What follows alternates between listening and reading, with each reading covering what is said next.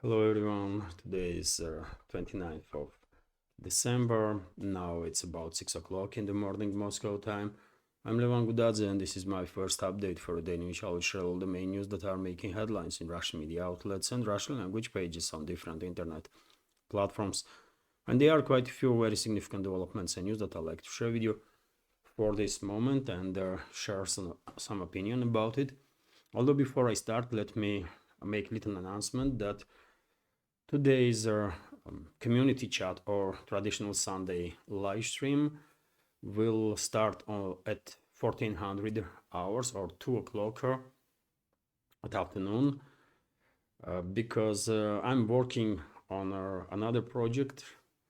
I want to make a short sort of documentary and they're highlighting this a short video how Moscow is greeting incoming new year and also its residents and the guests of the capital with all their Christmas lightings and all the decorations.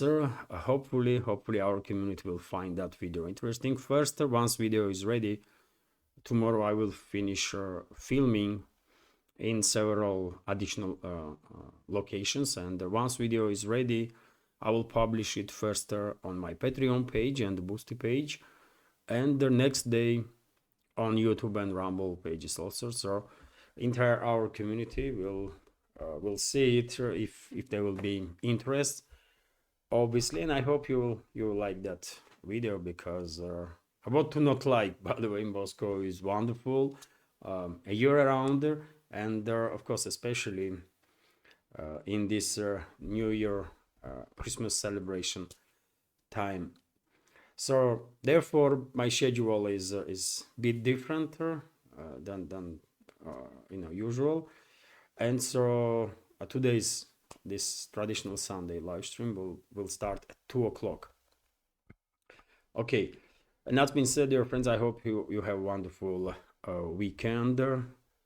Today's Sunday, isn't it? So that's being said, let's go through some news. And well, unfortunately, as it happens many times with their news updates, I have to start with tragic story that happened in South Korea, where these early hours of the morning today by local time, passenger plane, I believe it was a Boeing 737, overfly the runway and crashed as a result of this tragic accident.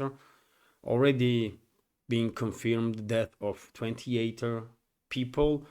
Overall on the plane there was 180 passengers and of course members of the crew. This is a developing story, and during the day, of course, more information will be available, and I will share this additional news on my Patreon and on my Telegram channel, on Twitter X, and also during the live stream.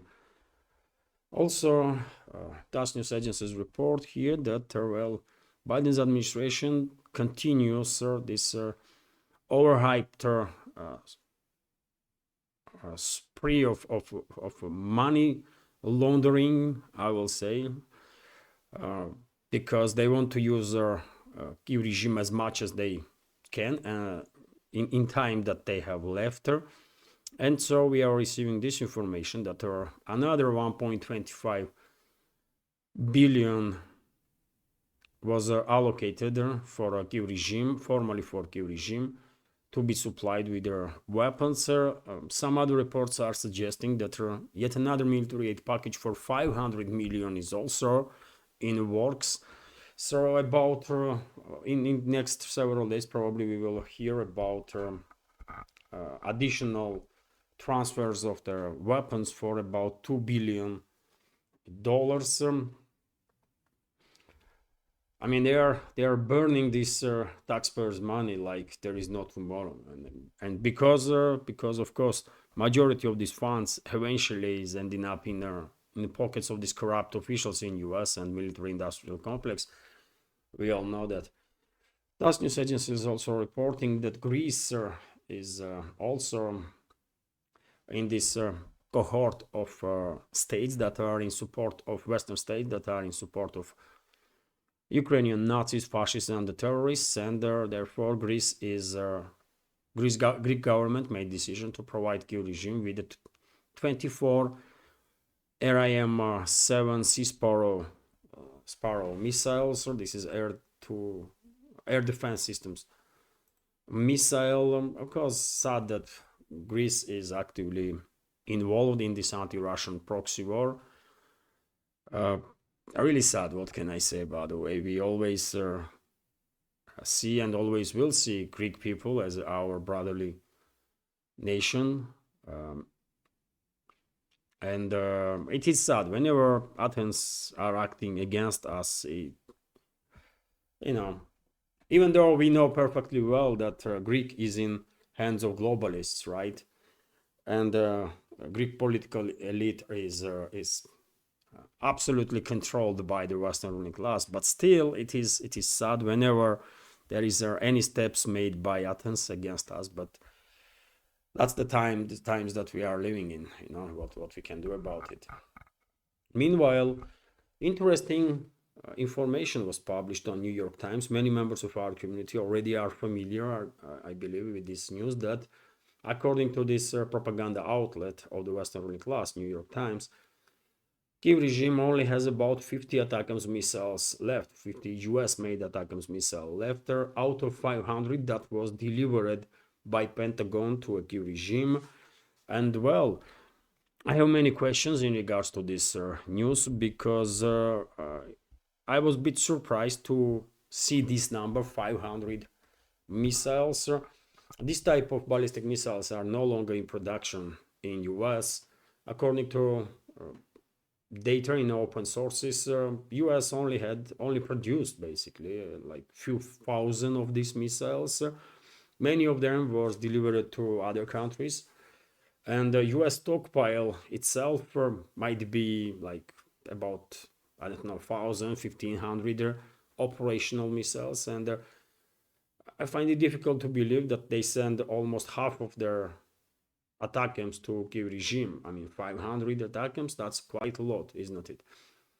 And if this is true, by the way, if information is true, then one should notice high effectiveness of Russian air defense systems, because if already more than 400 missiles were launched to strike Russian civilian and military infrastructure, Russian civilians and militaries, then, well, I guess majority of those missiles were intercepted by Russian air defense systems, because we don't really hear that often any information about attacking strikes. Last time, before Washington authorized strikes deep into Russian territory, last time ATACMS were making headlines was when they, during the summertime, when US militaries killed civilians, attacked Russian civilians on the beach, right, on Crimea, in Sevastopol that was. And I'm saying US militaries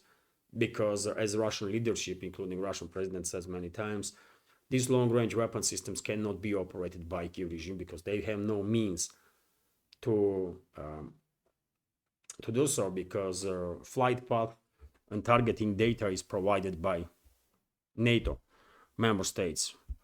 In case of ATACMS missiles, that's US, right? And so, yes, if information is correct and 500 ATACMS were transferred to Kiev regime, then well done to Russian air defense systems. They managed to neutralize quite a lot of them, right? These missiles definitely did not become a sort of game changers, as many was hoping in the West. But still, by the way, I have some doubts that this information is correct. Maybe New York Times is involved in some sort of disinformation campaign, and they want to, they are messing around Russia and Russian military strategists that are, working on plannings of their operations, because yet again, I mean, why would Why would anybody share with New York Times in Washington or in Kiev number, for example, of attacks that are left in hands of Kiev regime, right? And New York Times is writing about some 50 such missiles being left. I don't think this is correct information, and therefore this is some sort of dodgy operation, dodgy media disinformation operation that has nothing to do with the objective reality, in my personal opinion. Either New York Times has no idea what it writes about, or New York Times is intentionally involved in this disinformation campaign. If a report was about HIMARS missiles, that's a whole different story. I can believe that 500 HIMARS missiles were transferred to Kiev regime. Range of HIMARS missiles are about 100 kilometers, right? And ATACMS missiles are also launched from HIMARS system. And there maybe New York Times received information from some sources that 500 missiles were transferred to Kiev regime that are launched from HIMARS, and New York Times assumed that this is ATACMS mistakenly. Maybe that's the case, or yet again, who knows? Maybe from the beginning, all this story is some sort of attempt to misinform or disinform Russian side, mislead Russian side. But in any case, of course, Russian militaries and Russian think tanks will operate based on the information that they know for sure, right? And this information about 500 ATACMS also will be, I guess, checked and in upcoming days maybe we will learn that this was all fake news. I don't believe about 500 ATACMS being transferred to Kiev regime. I find this information just too bizarre to be the truth. Anyways, ATACMS did not become game changers, as any other Western weapon systems did not achieve much while being deployed on the battlefield. And that's the main point, I guess. RT is also reporting that NATO is about to boost forces in the Baltic Sea after suspected cable sabotage. If you remember, once this information broke that yet another cable was allegedly damaged in the Baltics, cable, energy cable that is connecting Estonia and Finland, I was cautious to believe in that reporter. I was saying that most likely this is some sort of false narrative that will be used then by Western ruling class to harass Russian fleet, civilian fleet, obviously, including tankers. That's exactly what is happening. EU is, first of all, Finland arrested Russian tanker, quite a risky move, and I'm a bit surprised that even statements have not been made about it from Russian leaders. At least I did not see any in the media, which is strange, to say the least. Also, we have this reporter that EU is planning additional sanctions on Russia due to this cable incident. Investigation has not been even conducted, but EU is already threatening Russia, and that tells you the whole story, right? This is all fake narrative, fake news that is used by Western ruling class and their puppets in the governments of EU member states or NATO member states to basically deploy additional forces, maybe impose additional sanctions, deploy additional forces in the Baltics, and well, NATO will now boost its presence there. How much they're gonna boost it? I mean, almost every, with the exception of Russia, by the way, every other country on the Baltics are NATO members, right? And their fleets, their military fleets, are in the Baltics constantly. That's where their bases are. So what NATO gonna do? I wonder, US gonna send like 2, 3, 5 aircraft carriers in this direction? I don't think so, because I don't believe US has at any given time 5 operational aircraft carriers. I don't think so. And in any ways, who cares about those cans? That can be sunk as easy as I don't know, man. Right? So these informations just are confirming that I was correct when I was saying that false narrative is created by Western ruling class with this whole cable stories to basically push Russia as much as they possibly can from Baltics, but they're not gonna succeed. They're just not gonna succeed. That's all, right? And to highlight, by the way, level of craziness among Western ruling class and their puppets in the governments of Western countries, I'll give you this news, with which you might be familiar, but it's still worth noticing that EU states PM, Prime Minister, claims Russia inspired their hoarding cannon food.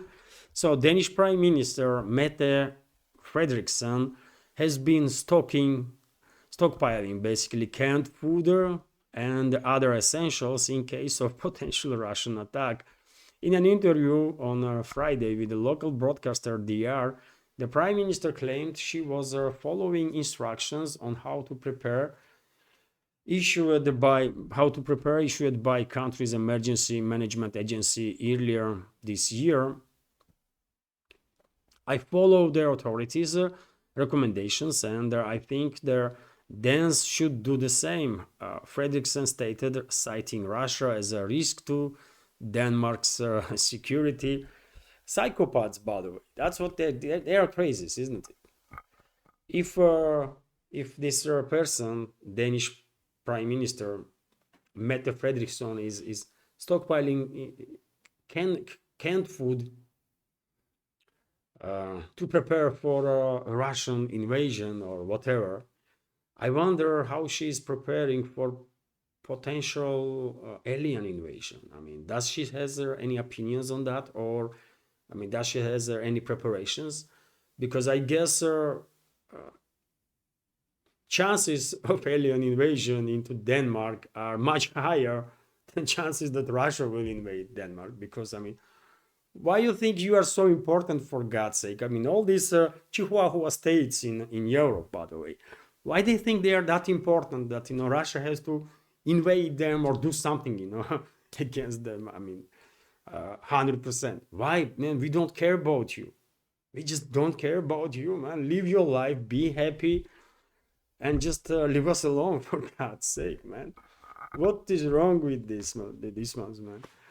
I don't know, but I mean, this is the prime example of level of craziness among Western so-called elites and the level of intelligence among them, right?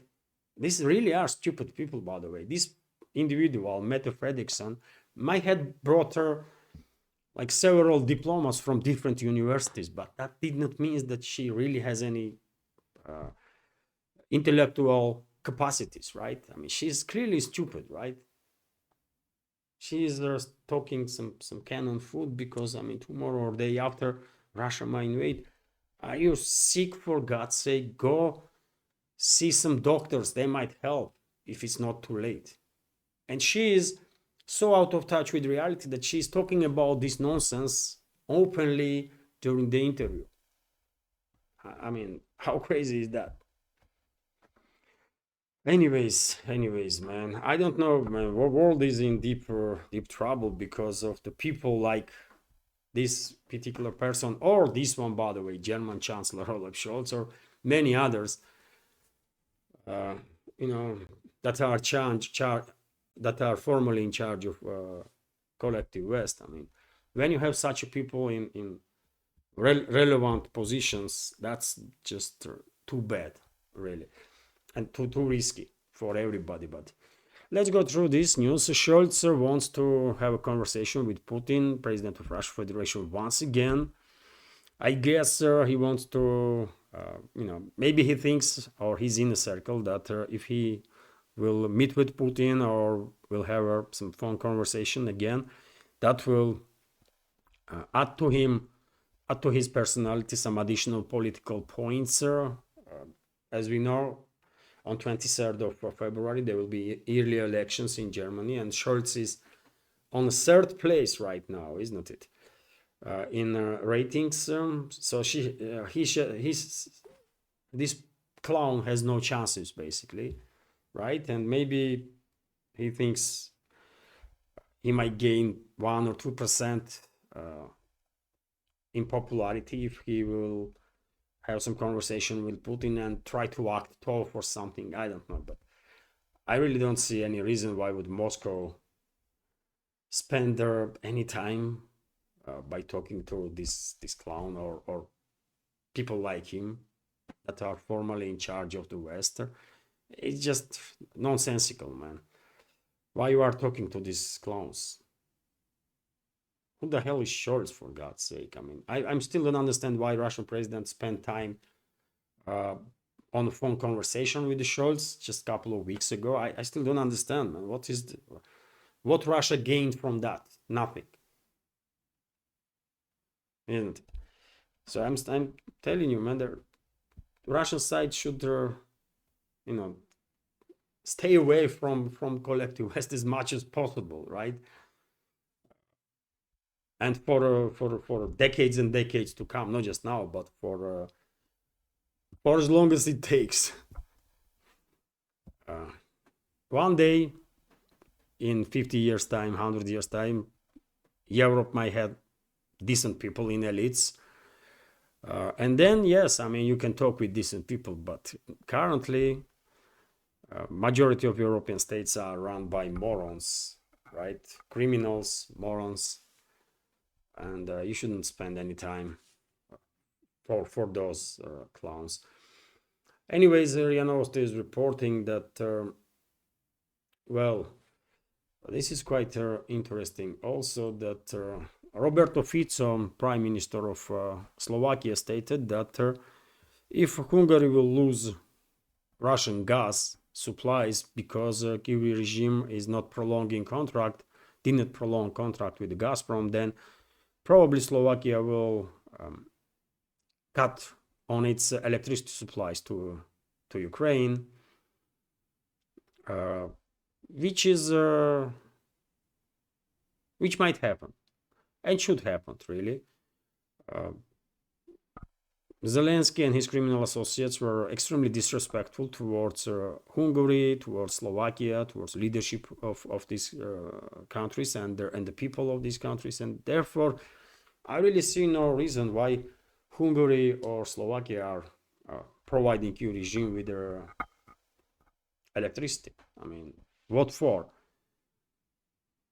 What for, really? So therefore, I believe it will be better for residents of the controlled territory itself if there will be no electricity from Hungary and Slovakia, and that will of course help to bring down Zelensky's regime faster. And whatever will help to bring down Zelensky's regime faster is beneficial for the people that are living in Kiev-controlled territory now. That's how I see the things, right? So let's see how whether how relationships will develop between Kiev regime and Slovakia in upcoming future. But they are in a difficult situation for sure when it comes to dialogue between the two, because there is no dialogue, right? And the Kiev regime is basically openly now insulting just about everybody that disagrees with anything that Zelensky and all the other psychos are saying in the Kiev. But anyways, let's continue. And first of all, let me notice, dear friends, that this channel is completely subscriber funded, as you all know.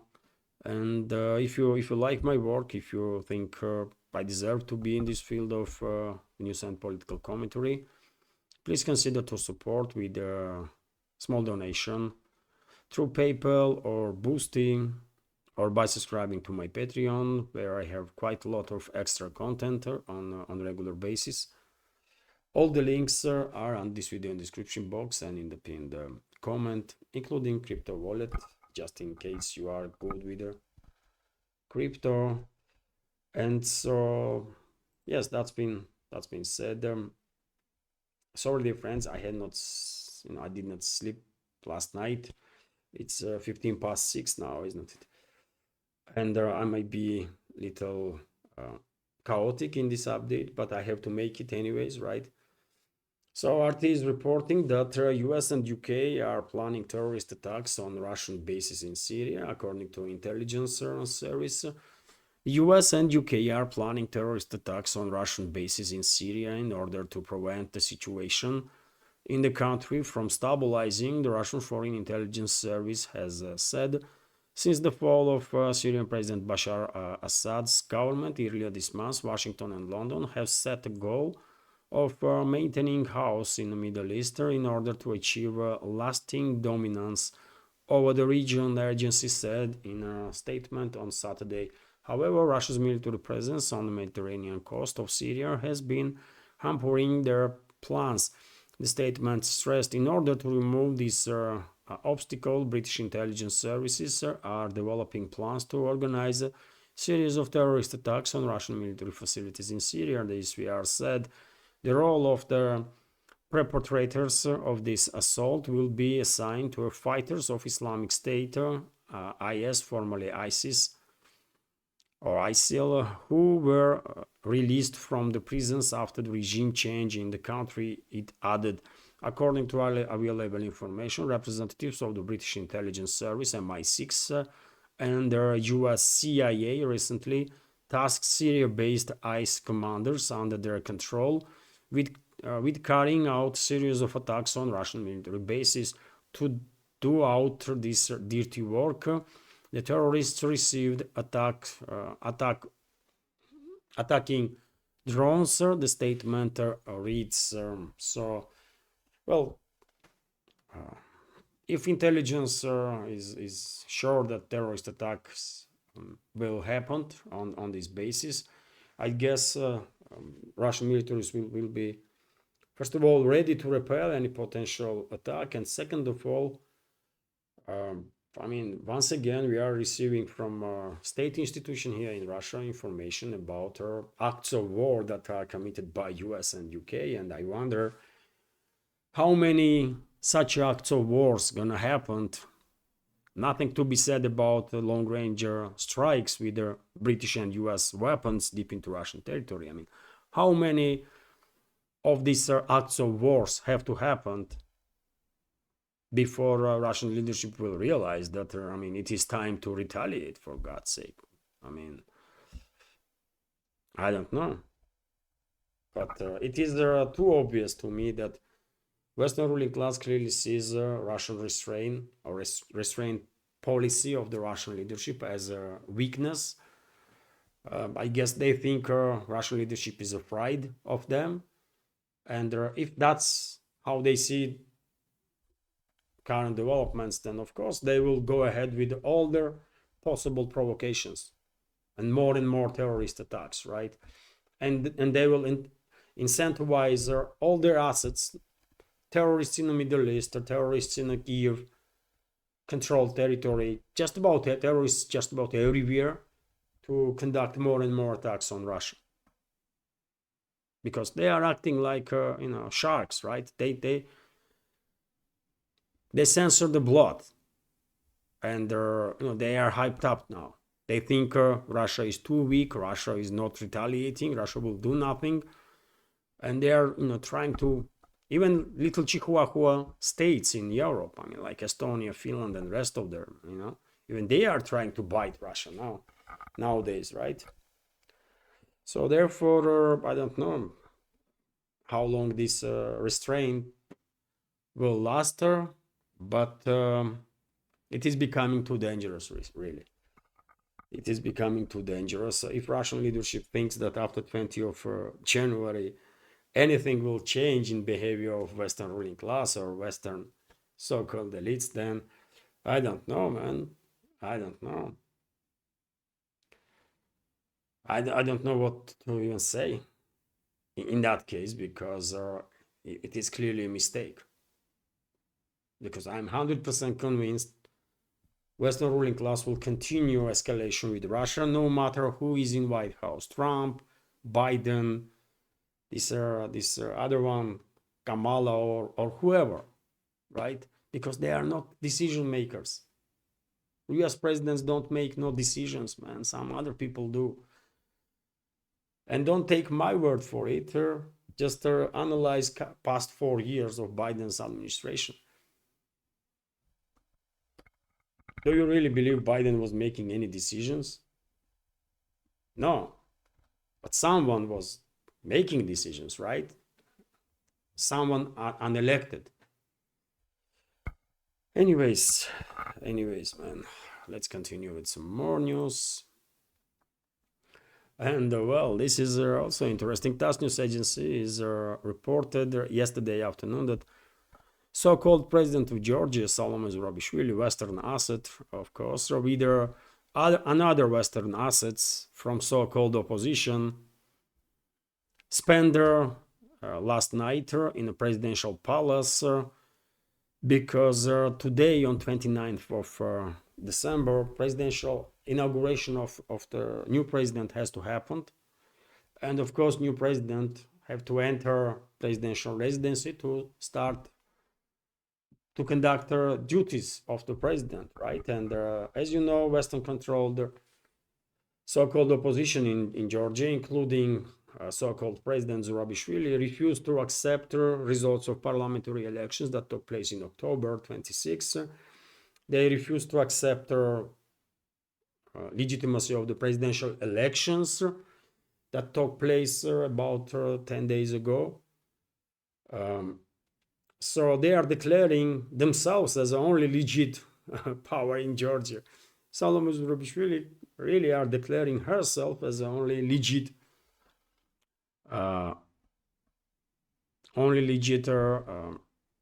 leader of Georgia. And by the way, on some sources in internet, I saw reports that US is actually planning, Washington or Biden's administration is planning to actually acknowledge Salome Zurabishvili as the only legit leader of Georgia. So they will also not recognize presidential elections, parliamentary elections. This is reports that I see on several channels. Let's see if Washington really conducts such steps. They might, of course. But in any case, today it's gonna be difficult day for Georgia, because one way or another, but new president has to be inaugurated, and a new president has to enter presidential office, right? And that means that the so-called President Zurabishvili has to be removed with her supporters, and let's see how all this will be done. You know, of course, I will monitor news that's coming from Georgia, and I will share additional information during the live stream today at 2 o'clock in the afternoon. If there will be any updates, our team meanwhile is reporting. And dear friends, when it comes to Georgia, of course, it's worth noticing that despite all the attempts of Western assets to destabilize country and conduct regime change, they are failing. Until now, they are clearly failing, right? And once Zurabishvili is removed from office, I guess that will be it. After that, one may probably argue that yet another attempt of regime change in Georgia, organized or orchestrated by the West, has failed. But let's see, yet again, let's see how the situation develop in regards to this Western asset, Zurabishvili, and her power grab, right? And her attempts to basically conduct coup d'etat. That's what it is, right? because her presidential mandate has expired. She is no longer president of Georgia, right? RT, meanwhile, is reporting that Azerbaijan Airlines name likely cause of plane crash.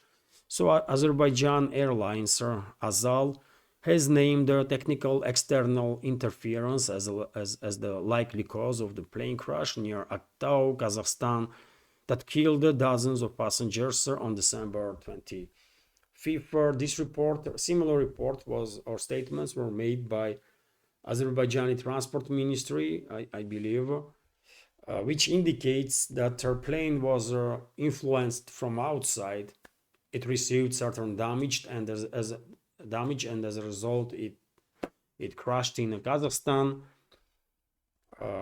And yesterday, by the way, Russian President Vladimir Putin apologized over deadly plane crash of this Azerbaijani airline.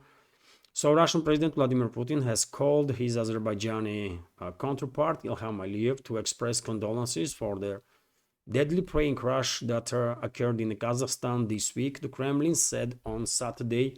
Putin offered an apology for the fact that an incident took place in Russian airspace, adding that it occurred during a Ukrainian drone raid, which was being repelled by air defenses. So even though in this information nothing is said about possibility that this plane received damage as a result of work of Russian air defense systems, it can be assumed that that's exactly what had happened. Although, of course, investigation has to be conducted and their investigators have to say what happened in reality. Several scenarios may be the relevant in this case. One is direct hit from Russian air defense missile. Second potential theory is that because Kiev regime's drones were attacking Grozny city at the moment of this plane's arrival into Grozny airport, maybe this plane flew through fragments of the destroyed drone, right? Destroyed Ukrainian drone, and that's how plane received the damage, because some military experts are arguing that if an air defense missile hit this plane, then it is highly unlikely that plane would manage to flew another several hundred miles into Kazakhstan, right? So several scenarios can be seen as relevant ones, but yet again, investigation has to be conducted, and then we will learn what happened there. In any case, Russian president apologized for this deadly plane crash because seems like plane received damage in Russian airspace. And by the way, this avio company and all the other avio companies in Azerbaijan halted their flights into Russia for some time. Although I'm quite sure in relatively short, these avio companies will go back to normal operations. Gazprom, meanwhile, by the way, Vzglyad newspaper is reporting that Gazprom made a decision to stop providing Moldavia with any gas from 1st of January due to because Moldavia is not paying for gas that it already received. Let's translate. So Gazprom will limit the supply of natural gas to Moldova to a 0 cubic meters per day from January 1st next year. The Russian holding company said, Gazprom stated, I don't know how much money Moldova has to pay for already delivered gas, but I guess the sums are quite significant. Otherwise, I don't think Gazprom would take such a drastic measure. And by the way, when it comes to gas supplies to Europe from Russia. As you all know, from 1st of January, Gaza pipeline network in Ukraine will no longer process or no longer transit Russian gas into European states. So therefore, as I said in my previous updates, one should expect a hike in prices on energy and on everything else, basically. And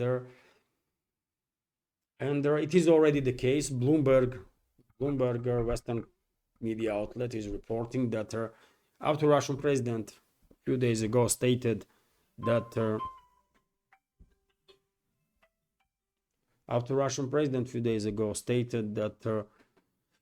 there is not enough time left now for Kiev regime and Gazprom to sign a new contract about transit of Russian gas before end of this year. After that, gas in Europe, gas prices in Europe rise at least 5%. This is spot prices. Who knows for how much prices for gas will increase for ordinary customers? Probably more than 5%. But yet again, if anybody to be blamed, there is Western ruling class and their puppets in Kiev. RT, meanwhile, is reporting that Telegram blocks Russian media in European Union. So Telegram channels of multiple major Russian news outlets were rendered inaccessible across the EU on Sunday. Their affected channels now display a plaque stating that their access to their content has been restricted over alleged violation of local laws, with all their content unavailable.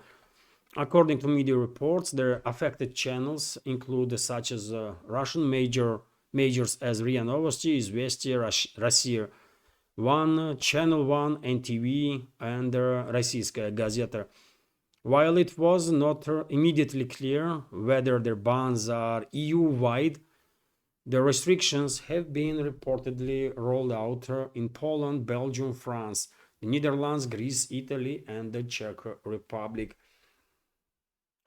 The EU has taken multiple hostile steps against Russian media aimed to ongoing conflict between Moscow and Kiev, and even before it, some of the media affected in the apparent Telegram ban, mainly Российская газета, Известия, and RIA Novosti, were slapped with the broadcasting ban in the bloc in May. At the time, the EU Council claimed that their outlets were under their permanent, direct or indirect control of Russian leadership and played an essential and instrumental role in their hostilities.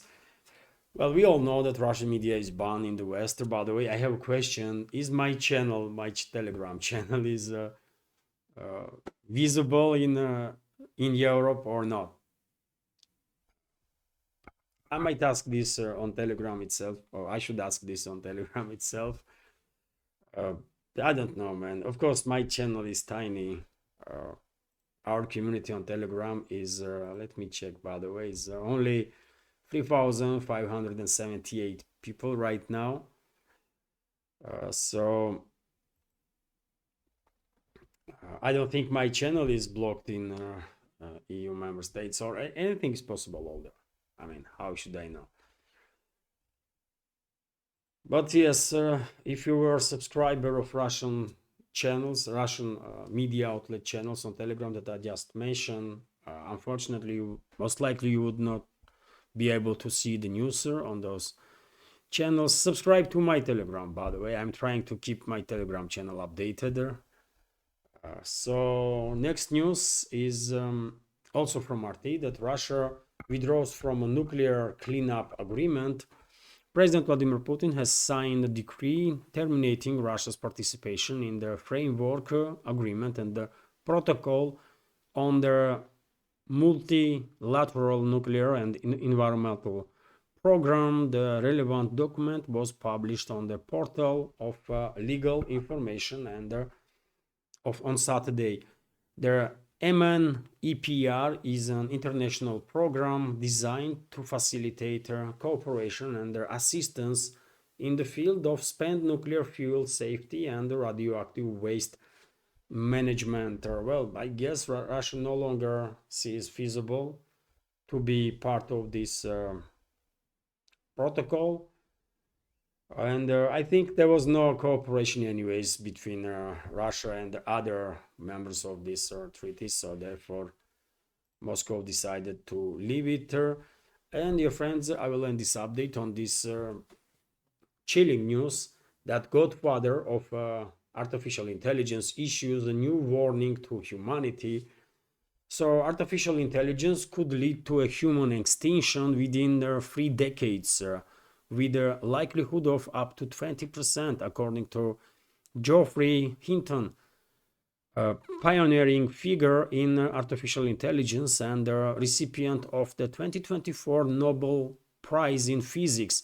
This marks an increase from 10% risk is estimated just a year ago.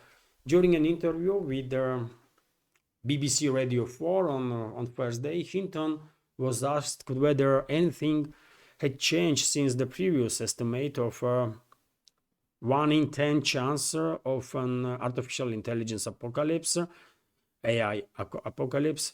The Turing award-winning scientist responded, "Not really, 10 to 20%.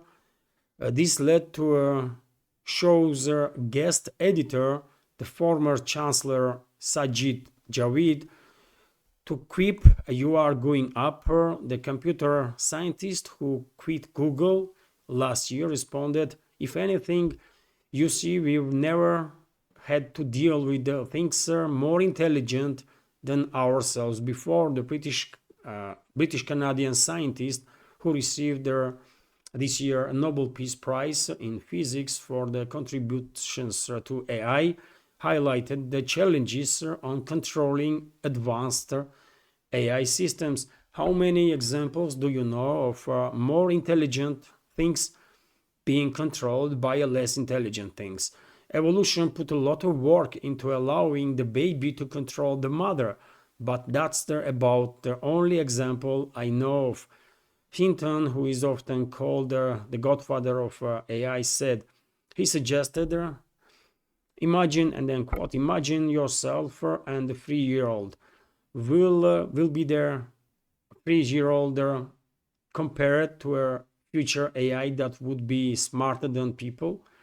Hinton noted that progress has been much faster than he expected and called for regulations to ensure safety.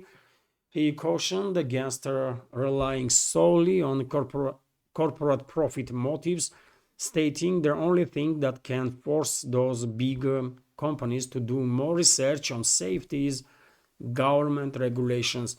In May 2023, the Center for AI Safety released a statement signed by prominent scientists in the field, including Hinton, warning that mitigating the risks of their extinction from AI should be a global priority alongside other social scale risks such as pandemics and the nuclear war. So, yes, I mean, you can see this article, by the way, on RT on this topic, full stuff. But, well, from what I just read, well, it is interesting, isn't it, that seems like for now corporations basically are free to do whatever they want, and there is no regulations when it comes to AI, isn't it? And when top scientist in this field is saying that there is 20% risk that AI will exterminate humanity in next 20 to 30 years, I mean, that's a quite chilling forecast, isn't it? And I guess something really has to be done before AI gain their general intelligence. If current AIs become general artificial intelligence, and if they will have access to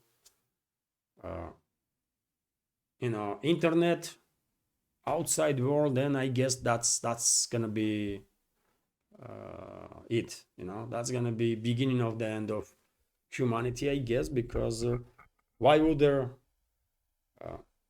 AI that gained self-consciousness will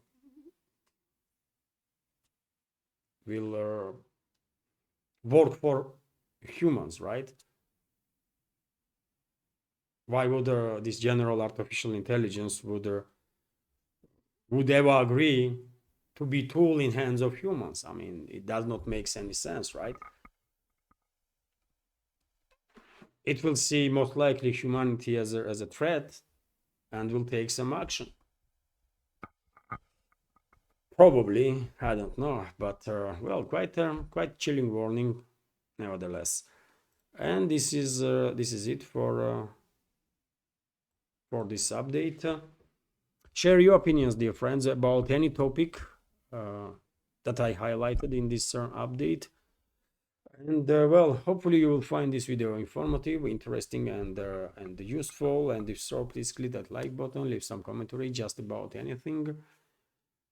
Let's try, at least let's try to influence algorithm to and if we manage to do so, then maybe my videos will, at least this video will be shown in recommendations, because I'm quite sure there is hundreds of thousands, most likely people worldwide, millions probably, that want to hear news from Russia and their opinion from Russia, but they just cannot find their channels from Russia because platforms are hiding us, right, and suppressing us. But anyways, if you can, please click that like button, leave some commentary, share information about my channel with your friends or my videos. And if you like my work and if you want to support, you can do it. All the links are on this video description box and in the pinned comment. This is it for now, and dear friends, before I go, let me once again notice that 1400 hours today, or 2 o'clock in the afternoon, I will start the traditional Sunday live stream or community chat as we call it. So I hope you will manage to join the conversation. This is it for now. Have a wonderful day and take care.